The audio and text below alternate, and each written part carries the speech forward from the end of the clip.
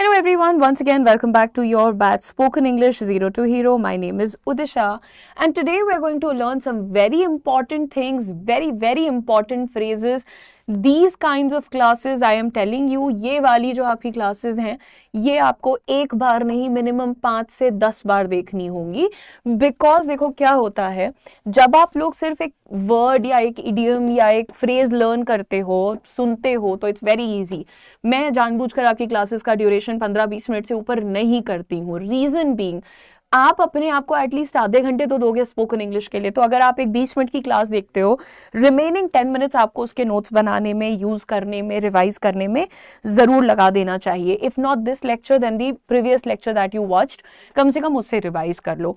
अब आज की जो क्लास है ये आपको क्यों इतनी बार देखनी पड़ेगी? बिकॉज देखो, when you talk to somebody, you have specific words that you're using again and again. So things like according to me, I think, etc. Right? Like. Now these are words that your brain has caught on. यानी कि इन शब्दों को आपके दिमाग ने जकड़ लिया है और इन्हीं को बार बार overuse करता है. So it's a polite request everybody, do not overuse your words. आज जो चीजें सीखने वाले हो इनको अब से यूज करना है. स्पेसिफिक सिचुएशन के लिए यहाँ पर आपको मैं वर्ड्स बता रही हूँ. सबसे पहले जब भी आप एक पर्सनल ओपिनियन बताते हो, तो इसके लिए मैं आपको एक नहीं बताने वाली हूँ, मैं आपको कम से कम 10-11 ऑप्शंस दे रही हूँ. नाउ इट्स योर रिस्पॉन्सिबिलिटी कि आप बदल के यूज करो. And what is a personal opinion? Like my personal opinion is that everybody should be kind. देखो, हो सकता है कि तुम्हारा पर्सनल ओपिनियन हो कि काइंड के साथ साथ स्मार्ट भी बनो, क्योंकि कई बार लोग काइंडनेस का फायदा उठा लेते हैं. So people take undue advantage of kindness. तो आप कह सकते हो कि नहीं मैम, हर वक्त काइंड होने से नहीं चलेगा, kind and smart, that should be the right combination. तो यहाँ पर अगर आपका कोई पर्सनल ओपिनियन है तो आप कैसे उसको बताओगे? सबसे पहले अकॉर्डिंग टू मी बोल के हो गया है. नंबर 1, यू हैव टू से इन माई ओपिनियन, यानी कि मेरे हिसाब से, जो मैं सोचती हूँ उसके हिसाब से. So in my opinion. Number 2, personally I think that, मेरी राय में, यानी अगर मैं अपना बताऊं तो जब तुम सबको, अगर तुम ऐसे बोलते हो कि I think white colour is not nice, अब ऐसा बोलने से क्या हो जाता है ना कि सबको लगता है कि आप सबके हिस्से का बोल रहे हो. तो आप सबके हिस्से में तो बात नहीं कर रहे होते हो ना. पर्सनली आप अपना थॉट बता रहे हो. पर्सनली आई थिंक दैट, यानी कि मैं अगर अपना प्राइवेट थॉट बताऊं आपको तो वो क्या है? It seems to me that, ये तो तुम बहुत बोलते हो इन हिंदी, मुझे लगता है, राइट? सो ये जो आप बोलते हो मुझे लगता है, इसको अंग्रेजी में बोलते हैं it seems to me that. मुझे लग रहा है या मुझे लगता है, दोनों चीजों में आप इसको यूज कर सकते हो. Next is I must admit that, मुझे ये मानना पड़ेगा कि यहाँ पर बैठे सभी लोग बहुत इंटेलिजेंट हैं. आई मस्ट एडमिट दैट, मुझे ये मानना पड़ेगा that all the people who are here are very intelligent. तो कई बार ऐसा होता है ना, हम डिक्लेयर करते हैं किसी चीज को. I must admit that I came late to work, मुझे ये स्वीकार करना पड़ेगा कि मैं आज देर से पहुंची हूं. तो जब भी तुम किसी बात को एक्सेप्ट करना चाहते हो, किसी चीज में अपनी राय बताना चाहते हो, इन चीजों को ये यूज करो प्लीज. ठीक है, नेक्स्ट देखते हैं. आई बिलीव, मेरा मानना है. आई सपोज, मैं सोचता हूं. आई सपोज जब हम कहते हैं तो वहां पर कोई कॉन्क्रीट एविडेंस नहीं है. आप क्या कर रहे हो? आप बस बोल रहे हो मुझे लगता है कि सेंस में ही बात हो रही है. दरअसल I suppose she is absent today, अभी तुम्हें पक्का नहीं पता है बट तुम्हें लगता है कि आज वो छुट्टी पे. I suppose she is on leave today. I suppose he is the new manager, मुझे लगता है यही नया मैनेजर है. तो जब तुम किसी चीज को पक्का नहीं जानते हो तब तुम आई सपोज बोलोगे. नॉट श्योर के लिए तुम सपोज बोलोगे. श्योर फ्रॉम योर हार्ट, मतलब तुम्हारा ये विश्वास है. I believe if you are a kind person God always helps you. अगर तुम एक दयालु इंसान हो तो भगवान हमेशा तुम्हारी सहायता करते हैं. Moving on everyone. I can not deny that, मैं ये इनकार नहीं कर सकती कि मेरा उससे झगड़ा हुआ था. I can not deny that I was rude to him, मैं ये इनकार नहीं कर सकती कि मैं उस इंसान के साथ थोड़ी सी रूड थी. Moving on everyone. As I see it, जैसे मैं देखती हूँ इस बात को, as I see it, I think this is your personal issue and I would not like to get involve. जहां से मैं इस चीज को देख रही हूँ, जैसा मुझे दिखाई दे रहा है, एज आई सी इट, वहां पर हम इस बात को इस तरह से रखते हैं। नेक्स्ट देखो, as far as I am concern, जहां तक मेरा सवाल है, जहां तक मेरी बात है, तो ये आप यूज कर सकते हैं वो बोलने के लिए, जहां तक मेरी बात है मैं छुट्टी पे नहीं जा सकती। As far as I am concern, I can not go on leaves और I can not take leaves. ठीक है। दूसरी चीज, as far as I am concern, I am always in office, मैं तो हमेशा ऑफिस में होती हूँ। As far as I am concern, I am working very hard, मुझे किसी के ओपिनियन की जरूरत नहीं है। तो इस तरह से आप अपने बारे में क्या सोचते हो, आपसे जुड़ी हुई बात को आप कैसे सामने रखोगे। So you say as far as I am concerned, I am a very kind person. अपनी तारीफ नहीं, बट हम कहते नहीं यार, जहां तक मेरी बात है मैं तो हमेशा सबकी मदद करता हूँ, जहां तक मेरी बात है मैं दूसरों के मैटर में नहीं बोलता हूँ। As far as I am concerned, I do not interfere in other people's issues. Moving on everyone, I would argue that, I would argue का मतलब ही होता है बहस। ठीक है। तो जब तुम किसी से असहमत हो, ठीक है, अब किसी ने ये कहा कि सारे लड़के बदतमीज होते हैं, तो तुम्हें बुरा लगेगा, राइट? तुम्हारा भी भाई है, तुम्हारा भी बेटा है, तुम्हारा भी कलीग है, तुम खुद लड़के हो, it could be anything, right? So I would argue that you can not generalize like that। generalize करने का मतलब समझो। अब सबसे पहले किसी बात को सब पे लागू कर देना, हर लड़का बदतमीज है, हर लड़की बदतमीज है, इस तरह से तुम एक बात को सबके ऊपर थोप तो नहीं सकते, राइट? और थोप नहीं, एक बात को सबके ऊपर थोप देना ही होता है जनरलाइजिंग। सो अगर किसी ने कहा सारी लड़कियां बदतमीज होती हैं, तो मैं तो बोलूंगी I would argue that you can not generalize like that. Argue यानी मैं यहाँ पर आपका विरोध करूंगी, यहाँ मैं आपसे बहस करूंगी, ये मैं अपना पॉइंट रखूंगी। तो उस जगह पर अब देखो ये थोड़ा स्ट्रांग होता है, तो तुम सोच समझ कर यूज करना। आई वुड आर्ग्यू दैट तब बोल रहे हो जब तुम किसी से बहस कर सकते हो। अगर कोई सीनियर है, उम्र में बड़ा है, तो उससे ये नहीं बोल सकते आप। आगे देखते हैं guys. I like to point out that किसी भी स्पेसिफिक चीज पर, किसी भी स्पेसिफिक बात पर इशारा करना, ठीक है? तो जब तुम किसी एक चीज पे इशारा करते हो, उधर ही you are pointing a finger कि भाई देखो ये दिक्कत है, तो तुम ये वाला फ्रेज यूज करो। जैसे मैं तुम लोग को अक्सर कहती हूँ बेटा तुम बहुत जल्दी जल्दी बोलते हो या फिर ऐसा करते हो, तो तुम बोलोगे तो मैम आप भी तो बहुत जल्दी जल्दी बोलती हैं, है ना? तो ये बात को तुम फॉर्मली कैसे रख सकते हो? Ma'am I like to point out that even you speak very fast. अब देखो, why do I speak fast? Because I am talking to a camera right now। उसमें भी मैं टोन मेंटेन रखती हूँ, उसमें भी मैं पॉजेज लेती हूँ, लेकिन अगर आप ऑनेस्टली देखिए तो मैं तो कैमरा से बात कर रही हूँ, तो कभी कभी मेरी स्पीड ज़्यादा हो जाती है, लेकिन उसको पॉइंट आउट करना गलत नहीं है। Similarly sir I would like to point out that some of my colleagues are always coming late. Sir मैं इस बात पर आपकी नज़र डलवाना चाहूँगा, इशारा करना चाहूँगा, इसको हाईलाइट करना चाहूँगा कि मेरे कुछ सहकर्मी हैं वो हमेशा लेट आते हैं। Sir I would like to point out that some of my colleagues are always coming late। तो ये हो गया जब तुम पर्सनल अपना, प्राइवेट तुम अपना ओपिनियन बता रहे हो, ये तुम्हारा सोचना है, सारी दुनिया ऐसा नहीं सोचती है। लेकिन बेटा अगर तुम अपने अनुभव से, अपने एक्सपीरियंस से कोई बात कर रहे हो, जैसे तुम कह रहे हो कि यार किसी ने बोला कि उदिशा तो बड़ी रूड है, फिर तुम बोलोगे नहीं यार मैंने तो बात की हुई है, इतनी रूड तो नहीं लगती है मुझे मैम। तो तुम बोलोगे in my experience she is a soft spoken person। soft spoken person, soft spoken कौन होता है बेटा? जो पोलाइट होता है। पोलाइट का मतलब जो मधुर तरीके से बात, अब मैं मधुर तो नहीं बोलती, बट मुझे लगता है कि मैं पोलाइटली, विनम्रता से बात करती हूँ। तो अगर किसी ने मुझे कहा कि यार मुझे लगता है आजकल सारे स्टूडेंट्स बदतमीज हैं, तो मैं क्या बोलूँगी, नहीं यार मेरे एक्सपीरियंस में तो ऐसा नहीं है। My experience, my students are amazing. मेरे जो स्टूडेंट्स हैं वो तो बड़े तगड़े हैं भाई, वो तो बहुत अच्छे से बात करते हैं।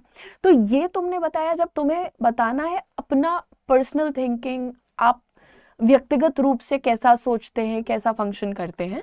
आगे बात करते हैं गाइस, कभी कभी जब हमें बहुत स्ट्रॉन्ग होकर के कोई बात रखनी होती है, मीटिंग्स में, प्रेजेंटेशंस में, किसी बहस में, तो एक टाइम आता है यार जब तुम्हें थोड़ा सा स्ट्रांग होकर बोलना पड़ता है ना, वरना लोग तुम्हारी बात को सुनते ही नहीं। तो वहां पर आप ये 3 में से कोई ऐसा यूज करो जब तुम किसी चीज को लेकर के बिल्कुल 100% कंफर्म हो, राइट? तो तुम कह सकते हो, I am sure that I will be able to finish this project by Friday. मतलब मुझे गारंटी है कि मैं ये प्रोजेक्ट शुक्रवार तक खत्म कर दूंगा। फिर I am convinced that you are never going to change your ways. मतलब मुझे पक्का पता है कि तुम अपने आप में कोई सुधार नहीं ले आओगे. So I am convinced that you are not going to mend your ways. तुम अपने अंदर कोई सुधार नहीं ले आने वाले हो.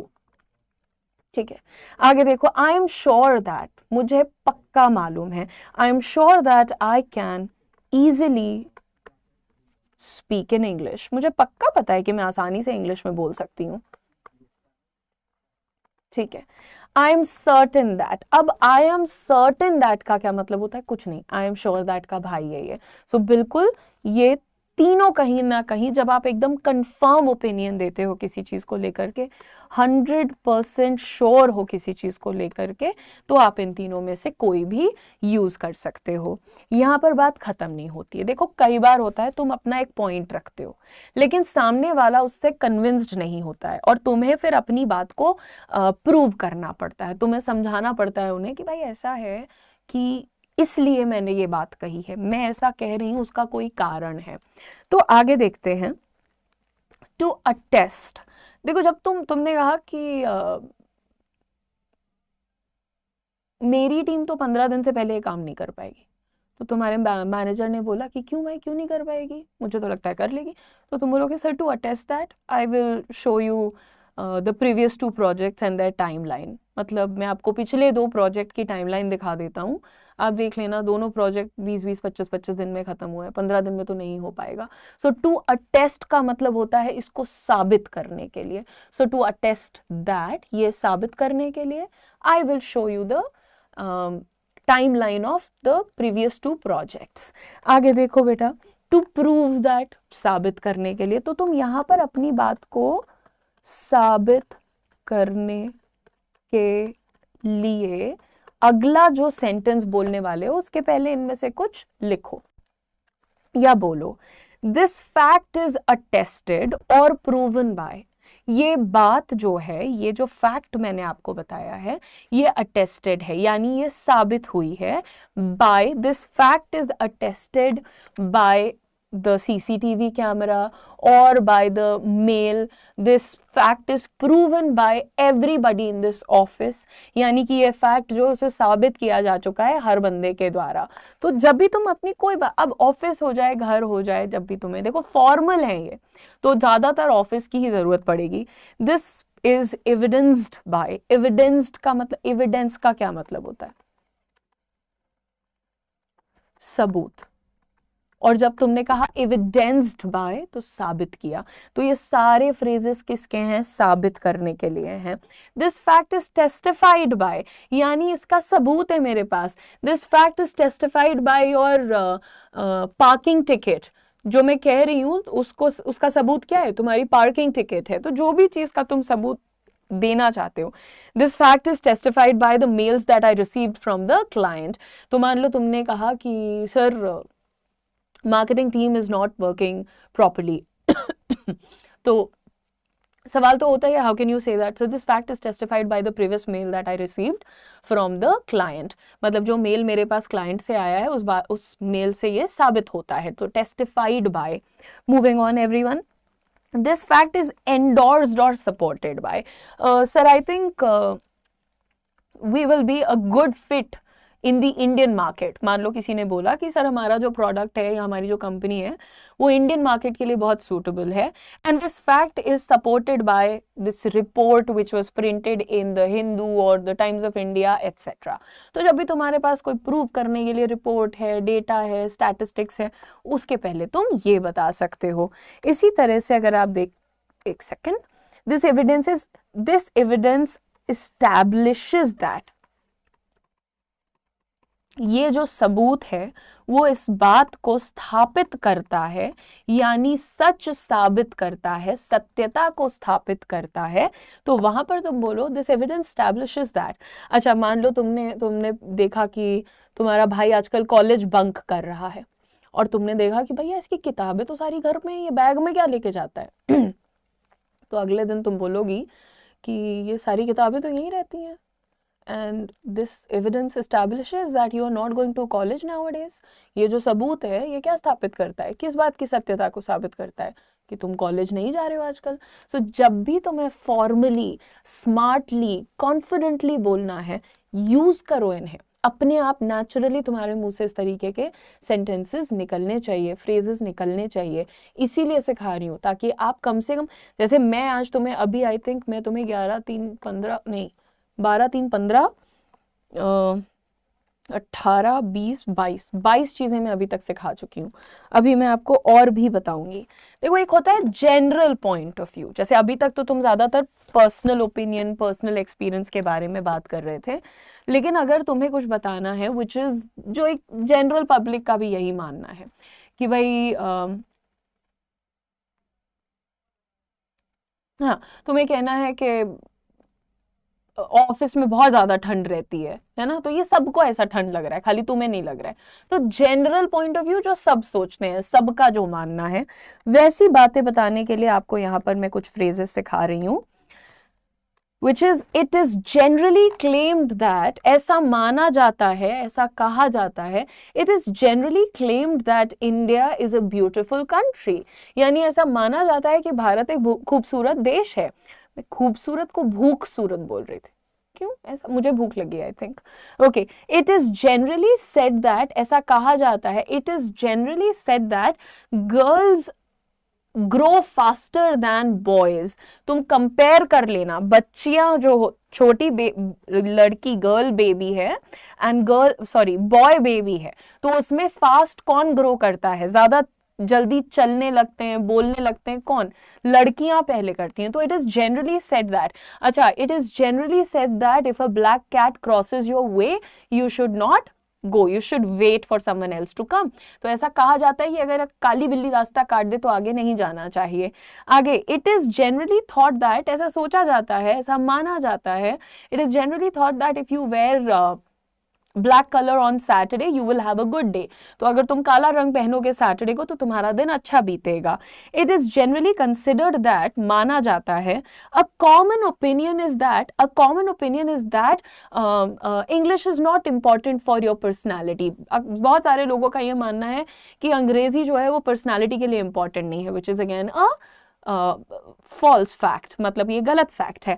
अ पॉपुलर बिलीफ इज दैट, बहुत सारे लोगों का मानना है। तो पॉपुलर क्या होता है, जो बहुत सारे लोग करते हैं और बहुत सारे लोगों का विश्वास है, बिलीफ है।